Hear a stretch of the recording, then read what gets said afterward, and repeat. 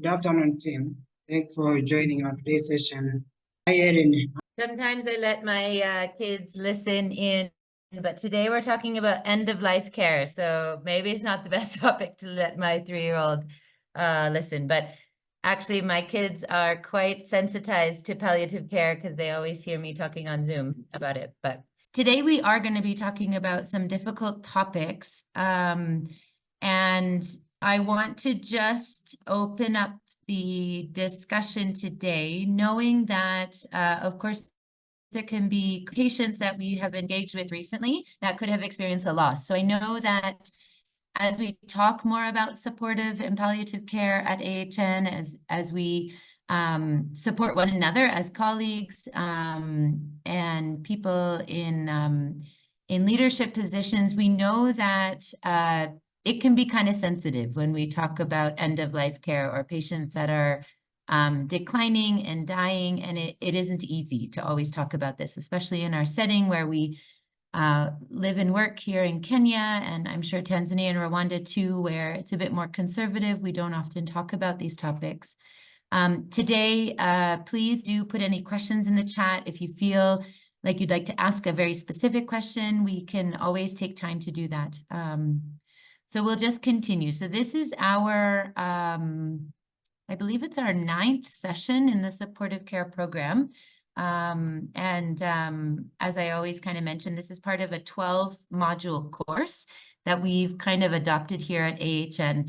And we've been able to engage with the team at the ISN, and they have supported some of the content development through their online program. So the ISN has an academy module about supportive care and conservative kidney management, which was released just a few months ago online. And we were able to adapt some of our content from their course. And it is free, so you're welcome to check that out as well. So today we are going to talk about, and we're hoping by the end of the session, you'll be able to come to an understanding for patients with kidney failure, along with some of those common symptoms that occur during that time in a patient's life. We'll talk about some best practices related to treating symptoms at the end of life, and also hope that you'll be feeling more confident in offering support to patients and families if you do come across patients that are during the end-of-life phase. The competency that we're focusing on is providing comprehensive end-of-life care. So we don't often do end-of-life care for patients. Most of our patients do not die in our clinics. Most of our patients either pass away in an inpatient facility, some in ICU, some in HDU. We know some of our patients die even at home. So our end-of-life responsibility often is varied at AHN because we often don't provide home-based care or support necessarily while patients are dying because we're an outpatient facility. So I do just want to kind of take that into mind. But we do know that we are caring for patients that are very ill. So that's why we wanted to include this topic during our course or our training. So what are the causes of death in kidney failure? So our patients who all have been diagnosed with kidney failure are patients that die in many different types of circumstances. So they may die while on dialysis. We know that there are patients that we take care of that have an incident while they're on dialysis and they may die. So they may go into cardiac arrest and they may die while they're getting their treatment. Some patients will die following withdrawal of dialysis. So we've talked about it in our settings, but there are situations where it's been a decision between the medical team and the family and the patient that it is best to withdraw the life-saving or life-prolonging treatment of dialysis, and then a patient would die. If it was indicated that they needed dialysis and then they decided for a variety of reasons to withdraw, then those patients would pass away.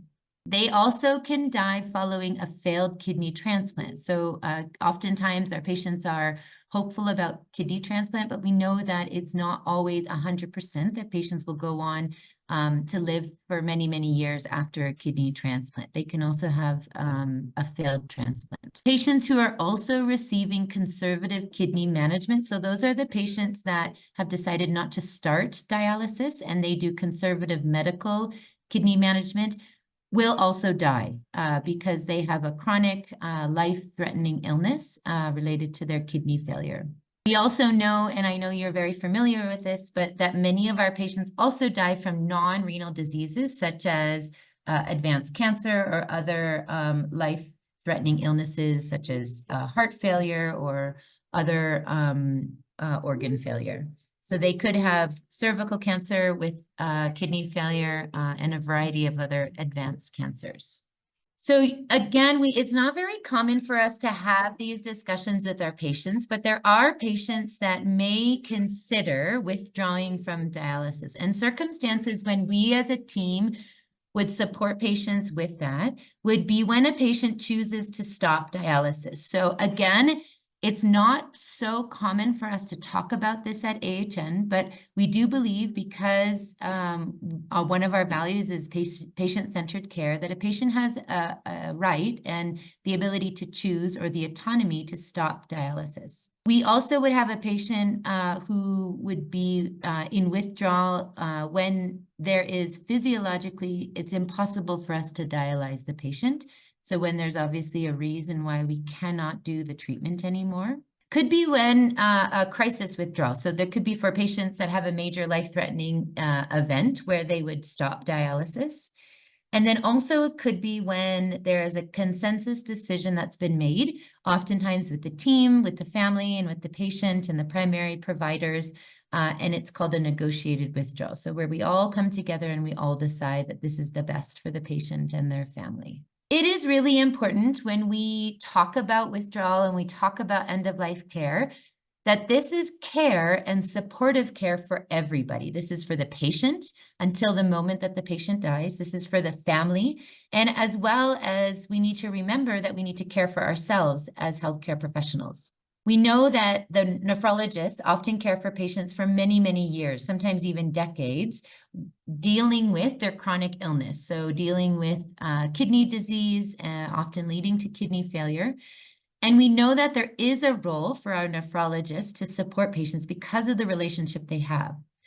Yet, sometimes nephrologists are concerned or worried or have apprehension about providing end-of-life or care for the dying patient. So it is also really important that we include our palliative care colleagues to assist with difficult and complex cases. It is very important, and this is the one thing that I want you to remember today, that in these situations, when our patients are considering withdrawal or when the team is considering it, or it seems like it is the best option for the patient and their family, we do not abandon our patients. So the most important aspect of this type of care and supportive care, especially at the end of life, is that we do not abandon. So non-abandonment. There are some specific stages that occur when a patient is closer to the end of their life, and it's a syndrome that we call syndrome of imminent death. So the stages are early, middle, and late stages. And again, it's not common for us to give end-of-life care at AHM, but it's really important for you to understand that there are changes that occur in a patient. So during the earlier stages of the end-of-life period, patients may be more bedbound than they had previously. They often don't eat very much, and they could have some cognitive changes where they're sleeping more, or they could have some confusion or delirium. During the middle stage, they go into a further decline in their mental status, so they may, again, not be responding as often. They may be forgetful or not really aware of where they are. And definitely in the late stage of the end-of-life period, we can notice something which we call the death rattle. What it is actually excessive oral secretions that are pooling in a patient's upper respiratory tract. Patients also can go into a coma. They sometimes have fever or altered respiratory patterns, and oftentimes we see a change in the color of their skin. So they can have mottled or cooler extremities as well. Again, a few other signs, the confusion, some restlessness, anorexia, or that decreased appetite or ability to eat.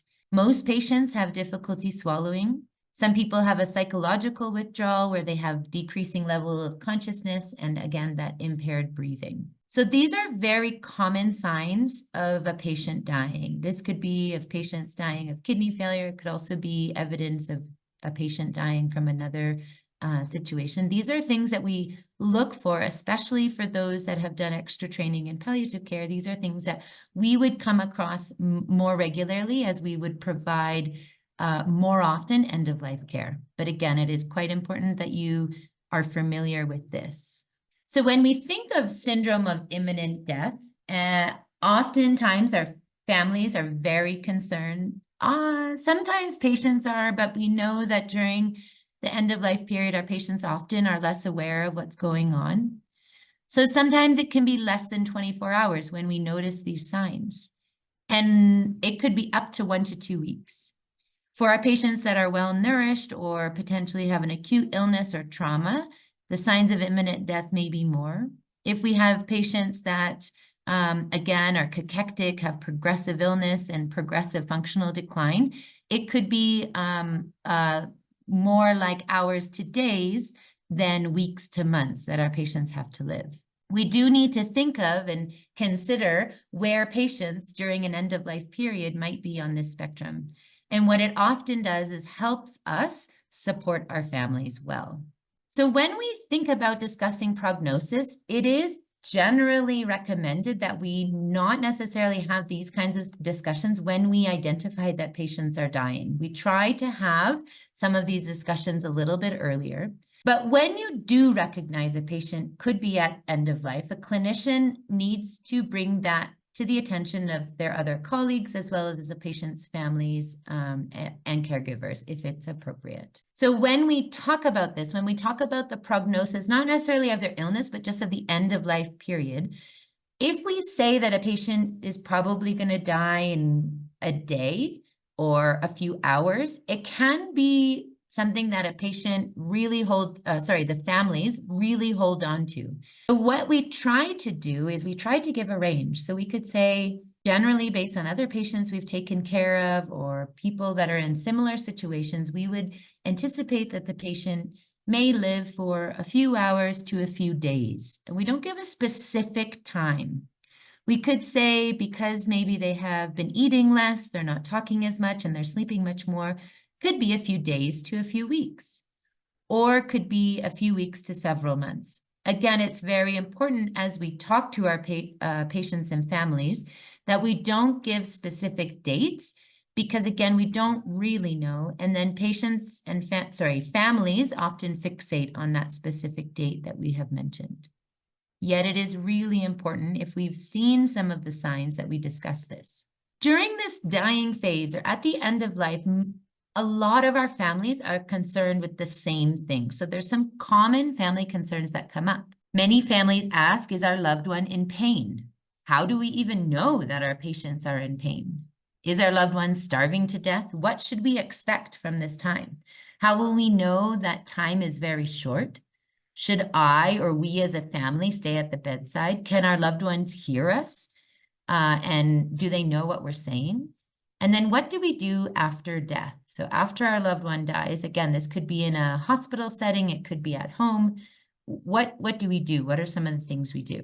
So you'll see here in the red, these are some common responses that we often given in supportive and palliative care. Again, is our loved one in pain? Well, we work really hard to prevent this. So we know in end-of-life care, we don't stop pain medication. Even if a patient isn't able to tell us they're in pain, we know that they were in pain several days ago, and now that they cannot talk to us, we don't assume the pain is gone. We continue with the treatment of pain medication until the patient dies. Is our loved one starving to death?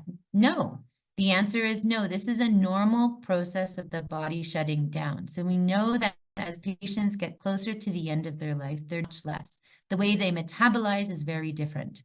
So our patients are not starving to death during this time. They don't have the same kind of appetite they did previously. What should we suspect? So we as a team, sometimes when we do home-based care or when we do inpatient palliative care, we help prepare families for what may come in the next few hours or days. And we often know, based on how our patients are showing us their symptoms, the time frame. And again, we give that range, a few hours to a few days, or a few days to a few weeks. When they ask us if they should stay at the bedside, we often recommend and we respond, if it's important to be present, then yes. Your loved one should never be left alone in the home. So if it is important to the caregiver, then we do recommend they stay at their bedside. One of the things we often talk about are having a rotation or having someone that could also sit at the bedside, so a primary caregiver could take a break. It is important, though, that during the end-of-life period, nobody is left alone, just based on always having someone present to really manage symptoms and to support the patient during that time. Sometimes family members ask us, can our loved ones hear us? We often reply, of course, it's impossible for us to know for sure, but I would recommend, as a palliative care and supportive care provider, talking to your loved ones as you wish. So many times we recommend talking to our patients for as long as we feel able, that it's comforting and soothing to have a familiar voice, maybe some music. And this can often be really helpful and therapeutic even for the family. After a patient dies, we want to remind loved ones that although it is a very, very difficult time, very emotional, very stressful, the death of a patient that we anticipated dying is not an emergency. So someone who has a chronic illness, who has a serious illness, this is not an emergency, and that we as a team will make a plan for what to do after they die. So if a patient is in an inpatient setting, again, this is not an emergency. We would notify the physician, we would notify the family. If it is a planned death and we anticipated that the patient was going to die, we would have things in place.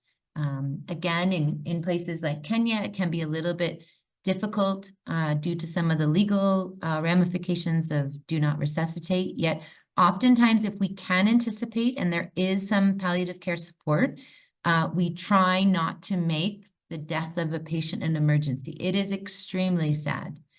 It is extremely overwhelming for the family and staff, but we try not to make it feel like an emergency during that time. So the next question and thoughts that I wanted to bring forward is, how do we involve the supportive and palliative care team in this situation? So we at AHN are growing our supportive care team. I've been with AHN coming up to 6 months now. We've been running our training programs. We're working with you as champions. We're hoping in Kenya to hire some palliative care nurses that can assist the bedside team in supportive care. But what can the palliative care team do during this time? Well, what we often do to manage the end of life period for our patients is come up with some common strategies. Generally, we want to, before a patient declines, is to review any prior wishes or advanced care planning that we've discussed with them.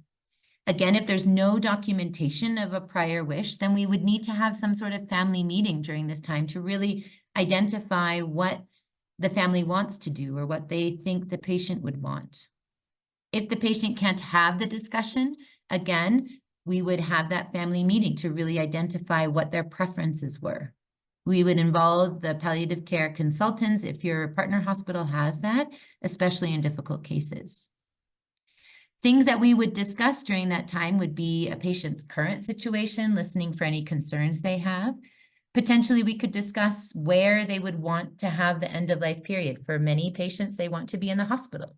There's also many patients that don't want to be in the hospital.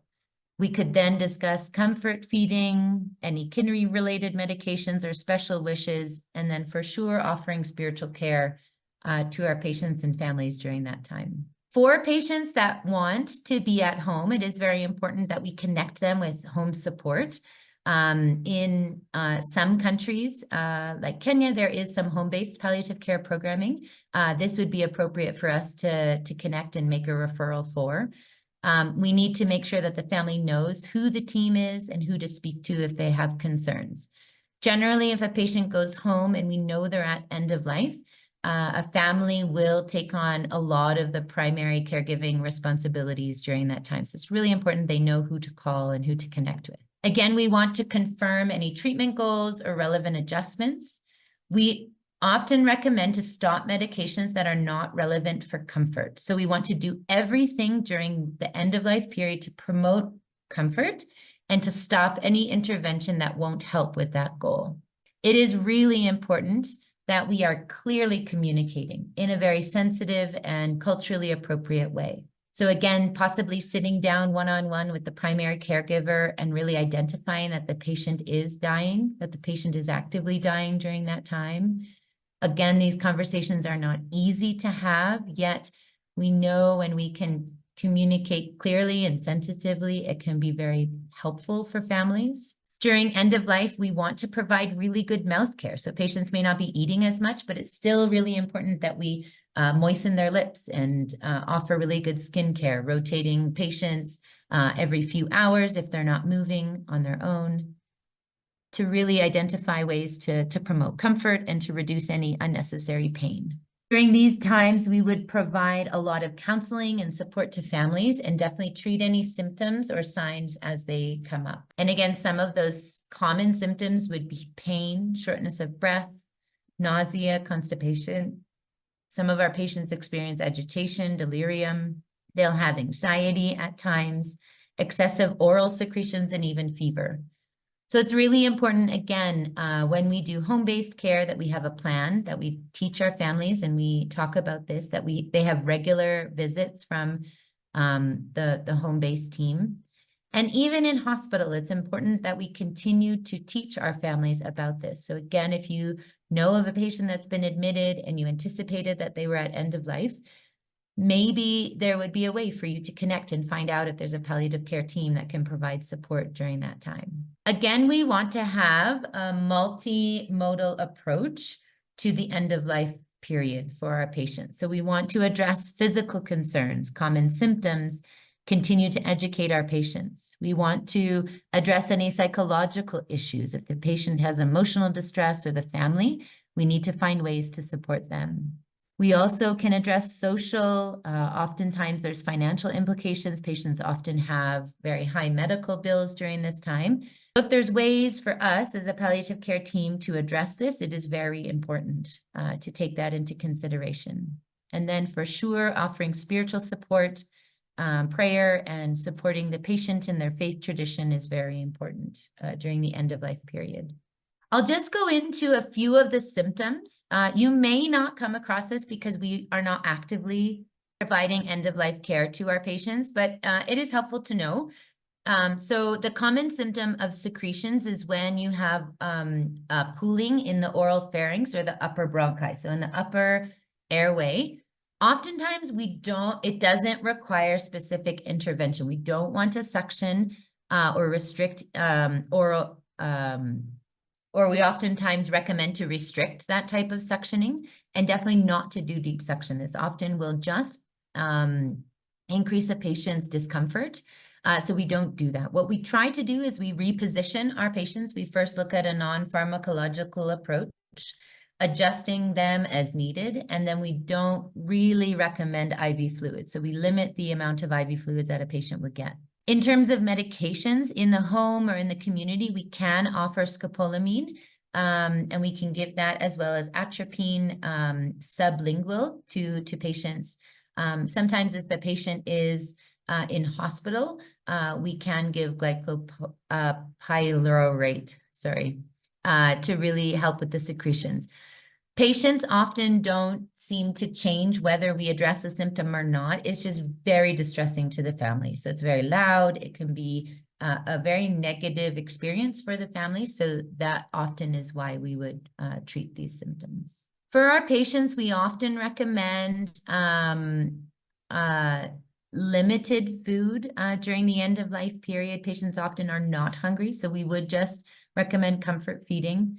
We do a lot of mouth care and sometimes use gel on a patient. We can use artificial tears or drops if their eyes are very dry. At times, a patient could have an indwelling catheter, but it's not required. And again, if a patient has fever, we could consider acetaminophen or cool cloths. And a lot of education about the symptoms, when changes of symptoms happen, and then the spiritual or cultural considerations for sure are really important for this period in a patient's life. For pain, this is what we usually do here in Kenya. We would most likely have morphine. So we would consider low dose morphine to treat any pain that patients have. Some of our patients with kidney failure at the end of life have uremic jerk, so we could consider clonazepam drops as well under the tongue.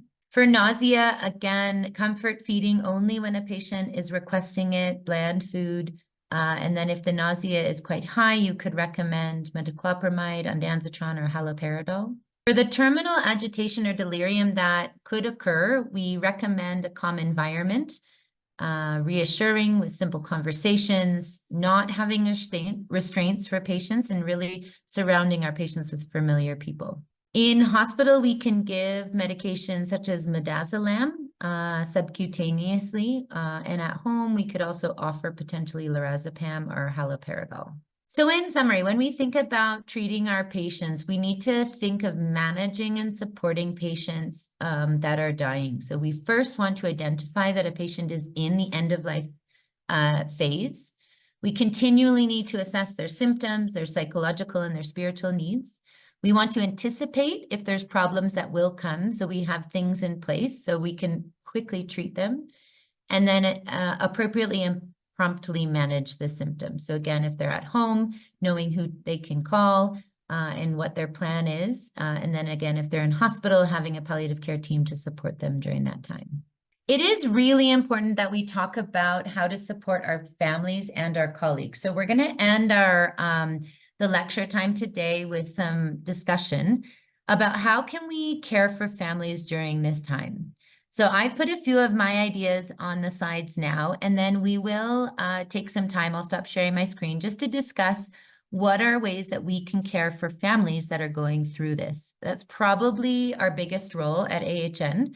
Sometimes we hear about a patient that's an inpatient that we've known for many, many years, and the family will call us and let us know that they are very ill and they may not recover. What can we do to support them? So during those times, we need to make sure as AHN that we clearly communicate and use any simple language that we can use effectively. We always want to ask permission before we discuss any type of situation with a patient or a family, that's an appropriate time to talk about it.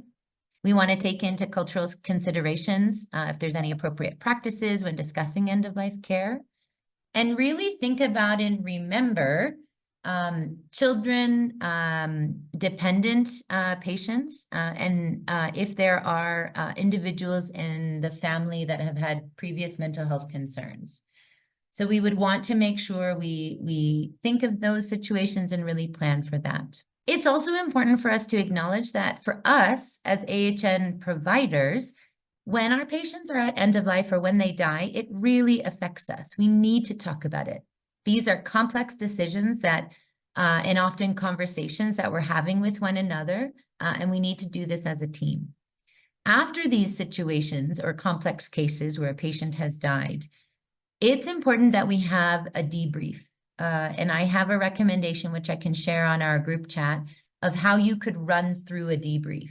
And I think this is actually a really important thing that we potentially can incorporate into our work going forward. And then if there are some team members who potentially need extra support, it would be helpful if you could let our supervisors know or potentially connect them with a counseling service, because of how traumatic it can be for us to lose our patients and our patients to die. Because we see them so regularly, we've developed a therapeutic relationship. It is really important that we find good ways to talk and support one another. So I'll just stop sharing my screen right now. These are just the resources that I usually share. And I'll share this image after regarding our debriefing sessions. But I would like to take a minute just to open the discussion up. If you feel like you'd like to turn your video on, we can take some time to talk about recent cases or cases where it's been really difficult, and yeah, you'd like some advice on how to support one another or families. So for the next little bit, we'll just have a discussion for today. Thank you very much, Erin. Yeah. No, we don't often talk about it, so it's okay if we just take a little bit of time. Yeah. I know it can be also a bit challenging if you never really get a chance to reflect on patients that die. So today might be bringing up a bit of a different response for you. And that's okay. I'm not really going anywhere. So if during the week it seemed better to do a one-on-one conversation, that's okay. Yeah, I think this is a really good one, Lydia. How do we address other patients' concerns about another patient who's died or other very sick patients? I think this is something that comes up often. Again, we at AHN may not be doing the end-of-life care, but there's a lot around when a patient dies that really can affect our patients, our staff. And I will try and share my thoughts on this. Of course, I'm not Kenyan. So if there's someone else who'd like to share, but I do have a lot of Kenyan colleagues that are passionate about palliative care. Obviously, that's what I'm passionate about, and supportive care. And generally, what we need to do as a team is to really reduce the stigma about talking about it. Because I think when we as a group allow patients to silently suffer when they notice that a patient has not returned, or when there's a traumatic event on the unit and nobody really talks about what has happened, it only continues to increase the fear in our patients that are currently living, that maybe they'll die like that in a very traumatic and serious way. So I think initially we need to find ways to sensitively talk about a critical situation shortly after it has happened. Maybe in the next time when they come, offering some counseling, maybe the nurses can sit with the patients after a patient has died while they're getting dialysis. I know in our culture here in Kenya, we're often very conservative and private, so we don't really want to talk about loss in that way. Yet, when our patients know that someone has died, and we also, as providers, kind of ignore, I guess you could call it the elephant in the room, it doesn't necessarily help them open up to us when maybe they have other symptoms or other concerns. I think in situations like this, there are going to be people that will cry. There may be staff that will cry. And I think in many cultures, we don't necessarily want people to cry. We want people to feel okay. But it is a natural human emotion when something very sad happens, like a patient dying, that we will cry and we'll get very upset. So in those moments, if it's possible for us to allow patients to cry for, a period of time, supporting them, not necessarily asking them to stop crying, can be one way that we can support those patients. We do need to, of course, be confidential. So we need to be careful about how much information we share. Yet we know in our AHN clinics, it's very open. So our patients will know who has died or who is in a very critical situation. So for us to completely ignore a crisis like that happens on our units, I don't think that's also helpful. What have you all done in the past? What are some things you guys have done to address that? Sometimes maybe because maybe the other patient don't ask, so we may opt to remain quiet about the situation. Yeah. I It's don't know, maybe probably a like, technique because we don't want to feel sad, right? We don't want to make another patient feel sad or worried. And we also don't want to remember a situation. Yet we know that as we talk together, we can support each other through those difficult moments. It's not easy. Active listening, showing empathy during those times, rather than completely ignoring the loss to try to be strong, actually shows that we are processing what's happening, are acknowledging the life that the person lived. Probably not something we do so well at AHN, yet I think there's a lot of room for growth. So I'd be curious to hear, I know there was a team in Kenya at Jama that had a patient that had died, and the team really realized that it affected a lot of their patients. And one of the staff members and Dr. Yuri went to visit the family after that. And I think that really showed a lot of strength, even in a moment where they were experiencing loss and, were really sad that the patient had died. I think if we ignore the kind of awkwardness about talking to our current patients about a previous patient who died, if we completely ignore it, there's always going to be this sense and fear that we can't discuss difficult things in our teams. And not that we would need to talk about it all the time, but if we never talk about it, it kind of gives strength to that fear. We may not have a good solution as to why the patient died or a good reason. And we may also be kind of shocked as to how they died or why they died.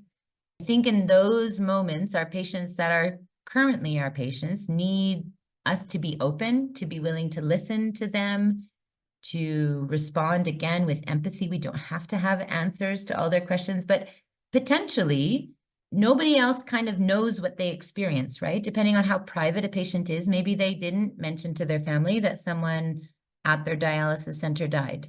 And we are the only ones in their life that kind of know that they've experienced some sort of trauma. So we almost have a responsibility to not ignore it, although we maybe naturally would want to ignore it. Okay, another comment from Afra. She had the same question as Lydia because she just lost a patient on Saturday at home. Okay. I was notified by another patient who was very emotional. I could tell his fears that they've been in the same facility dialyzing for some time, right? So I feel like it might traumatize him. He'll be coming tomorrow for the session, and I think I should discuss with him the cause of the death and reassure him. Yeah, so I mean, it's kind of great timing that we're having this discussion. I would say, for sure, have it an open conversation. So don't necessarily go into the conversation hoping to share a lot of information. Really just open yourself up to the patient, letting him know that you're there to talk, allowing for moments of silence, you know, that awkward silence we all talk about. That actually allows people to kind of reflect in their mind. You haven't gone anywhere. You haven't said, okay, think about this, and then gone and done something else. You're sitting with the patient, kind of quietly reflecting. There is a very good chance that the patient will feel sad. I mean, I would feel sad if one of my close friends or colleagues died. So for us to think that our patients won't feel sad, I think it's not natural. We need to find ways as teams to support them well, for them to know that we're not, again, abandoning them if they get to the point where they're at an end of life period or end of life stage. I would start with just acknowledging that everyone could feel really upset and sad. And that's a natural feeling when someone really close to you dies. I think showing empathy when others have experienced loss, it's not easy, yet it does become more natural as you do it more often. The other time we were talking about some kind of phrases that you may want to avoid if a person is experiencing grief. You don't necessarily have to say those small words, well, the patient's in heaven now, they're in a better place. All these things aren't really necessary. Being there, listening, offering the support that you're not going to abandon them if they get ill quickly. You'll be there for the family, you'll support the family. It may be a really good time also to talk to the patient about what they are worried about. Maybe they are worried about dying. Again, you may not feel totally confident to deal with that conversation, yet there may be times where that's okay to be worried about it. We actually can talk to patients about that. Maybe they're worried about what will happen to their family if they died. And you don't necessarily have to have the solution to all their worries. In those moments, the best thing to do is to listen, to kind of nod your head, your nonverbal communication we've talked about previously. Have you had a chance to talk to the family of the patient who passed away on Saturday? One thing that may help is if you potentially just touch base with them, see how they're doing. Obviously, I'm sure it's a difficult time, yet our dialysis patients spend so much time with us, multiple times a week. It may be helpful for you also to kind of hear how they're coping and how they're managing. Where is the patient, or where are you located? Thank you for sharing that, Oprah. I also think sometime in case like this, when a patient or maybe friend of patient, they're asking about maybe their friend who passed away and they're aware of that. I understand every case is unique, so sometimes you can try to find similarities in their condition. For example, this patient might be having maybe diabetic, hypertension, while the other one who is asking, they are not diabetic. So something what I'm trying to find here is to show them that not necessarily that they pass the condition that their friend was suffering, it's not necessary that they will also go through the same way. So maybe that one maybe was a bit older than them. Maybe try to find a reason that will be just right if you don't want to share too much of the detail about that patient. So you may say maybe, because he was having diabetes, hypertension, and he was too old, that's why it's become, maybe he died suddenly, just to reassure them that it's not necessary that they will end. We know they will die, but maybe not of sudden, like maybe the other patient who died, or not necessary to suffer the same condition as their friend. I think it's a good approach.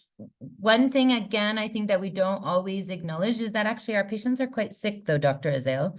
More of our patients are going to die at some point than not, compared to Yeah, patients that are in maternity, for example.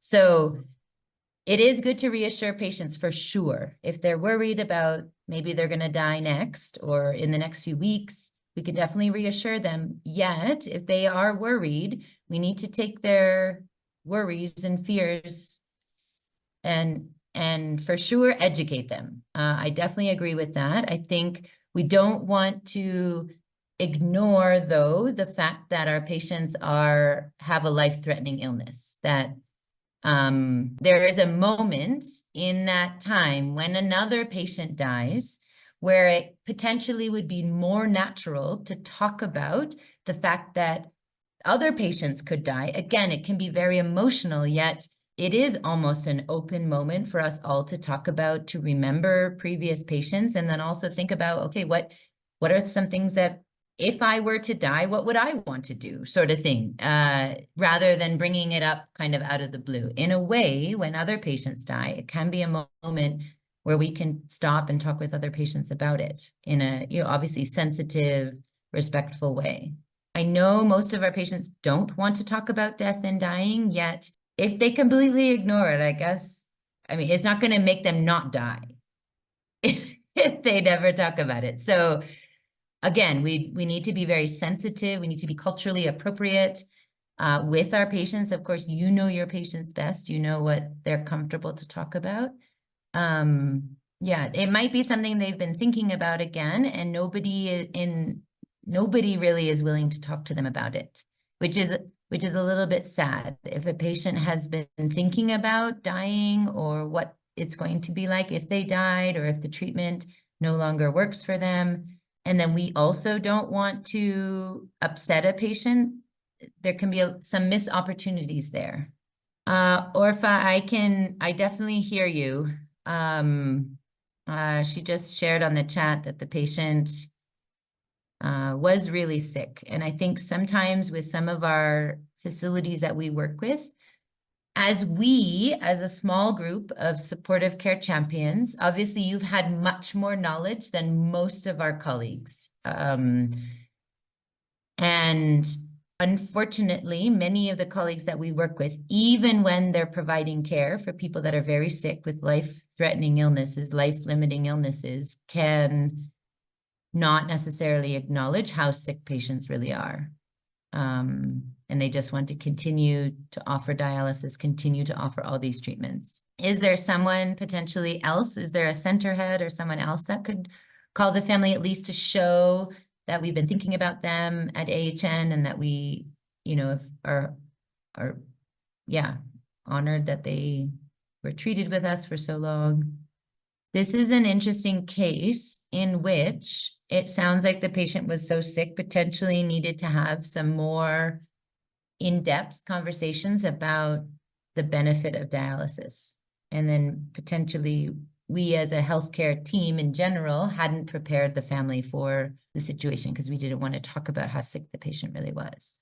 I'm happy to do some side chatting with you, Orpa, if it feels like it's overwhelming this case. Sounds like it's fairly complex, and I'm definitely around we can have a chat this week. So for patients, again, the concepts of talking about death and dying, again, in our culture in Kenya and Tanzania, Rwanda, where we often are quite private, we don't talk about this because it's emotional or you don't want to wish death upon someone. We know from research related to families experiencing bereavement, so after their loved ones have died, even multiple years after they've died, people that have been able to receive support during those times often have less complicated grief and prolonged grief and complex grief. So not to say it's easy, not to say that every dialysis nurse or clinical officer or medical officer is going to provide this type of care for patients. Definitely requires some bit of enthusiasm towards it, not enthusiasm, but passion towards it. We know that it does help patients, help family as they continue to remember and process all that has happened. So I guess in our own way at AHN, we kind of find what is appropriate, what's culturally sensitive for us, and then we go ahead and try it and see how we can support our patients and families. If there's no other questions, we'll probably end there for today. Okay, thank you very much, Erin, and thank for all the participants for joining this session.